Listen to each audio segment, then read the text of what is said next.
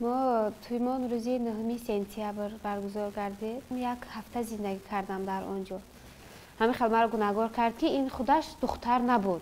پیش از اینکه که با من اویلادار شود دختر نبود. دلارام 18 ساله از منطقه کلوب را شوهرش بعد آن طلاق داد که یک شب به سبب بیماری نگذاشت با او همخوابه شود. دلارام برای ثابت کردن پاکدامنیش به مرکز تشخیص طبی دادگاهی مراجعت کرد. تشخیص نشان داد که او حق است و دلارام تا روز ازدواج و تا 10 روز پیش باکره بوده است.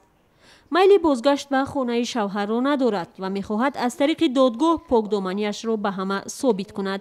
من را ملی سختی رفتم یک کرتم دادن یک سومکم تمام ندادن مرا یگان چیما یگان چیتا نمیتیم میگه ما برایم اثبات میکنم نام تازه میکنم پاک میبرارم همه شبه.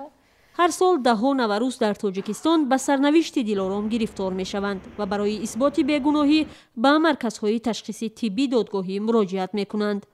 سال گذشته به اینجا به مرکز جمهوریوی 100 نفر و در 9 ماه امسال 90 نفر مراجعت کردند تا به شوهر نشان بدهند که به غیر او با هیچ کسی همخوابه نشدند. در این کرسی در یک سال سرنوشت 10 زن بعد از خانه‌دارشوی یا بعد از جشن عروسی معین می شود. در جریان معاینه زنان در برابر 3 متخصص شوهر زن هم شرکت می کند تا باور کند که نتیجه تشخیص دروغ نیست. چون طور متخصصان میگویند نه همه مراجعت کنندگان به نتیجه تشخیص آنها باور میکنند. اکثر وقت به اعتمادی به زن و دانش کم جنسی جفتهای جوان را به مرکزهای تشخیص طبی دادگاهی می‌آورد.